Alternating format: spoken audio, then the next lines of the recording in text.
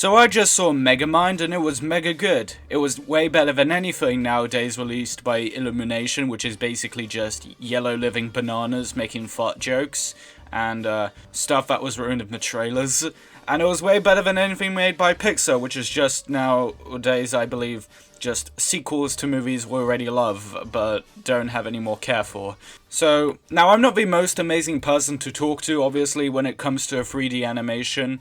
And this one isn't really an exception. I liked it, but I would never call it a subversive masterpiece. And I don't really think it's fair to say that the reason I won't call it a subversive masterpiece is because it's a movie for children, because it clearly entertained me, and I'm an adult. When it comes to this movie, I enjoy the story, and I realize the flaws pretty quickly, and it just comes to which one overweighs which, really. The whole story of Megamind is kind of cool. It's basically what if Lex Luthor or Doofenshmirtz actually killed their arch nemesis, the hero? And I like how the story intertwined with the superhero character later in the film. The story is pretty good, all things considered, and I would dare say that it was somewhat unique. But the last message of this movie, the final put, oh my god, it fucking sucks. Megamind creates a new superhero to challenge him because he feels bored for killing the old one. That's good. But that guy turns evil and Megamind saves the day. And I shit you not, when he does this, he spouts the childish line, "The bad guys always lose in the end." And yeah, I get it. It's kind of supposed to be like, oh, that's funny because he used to always lose.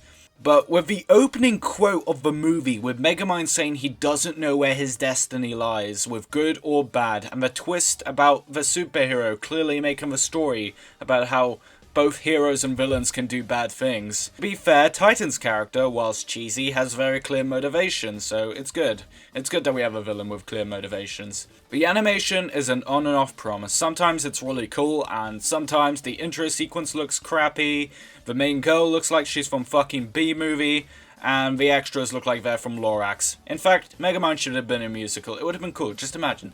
The classic musical, Megamind. But like I said, mostly it's well animated, so, you know, whatever. Whilst this movie is cheesy, it's kind of good that the story embraces it, but like I said, we would have bad lines like, "The daddies lose," and it's supposed to be a conclusion, and it's just so stupid. The editing is really good, like, well done good. The editing literally saves most of the jokes that would otherwise just be lame. Did you think this day would ever come? Oh, no way. Not at all, sir. Never. Never in a million. And the transition shots, kind of cool. Megamind's whole finishing touch of turning good in the end is just so fucking dumb, though. Like, ignore it. Just pretend that it didn't happen. That's what I do. But all things considered, I did like the story. The main characters are great. Like, seriously, the main female, the damsel in distress character in a cliche superhero film, is so well written. Like, it's fucking hilarious, actually. It has no right to be this good. But it's needless to say that everything needs some work, and nothing in this movie is really that perfect.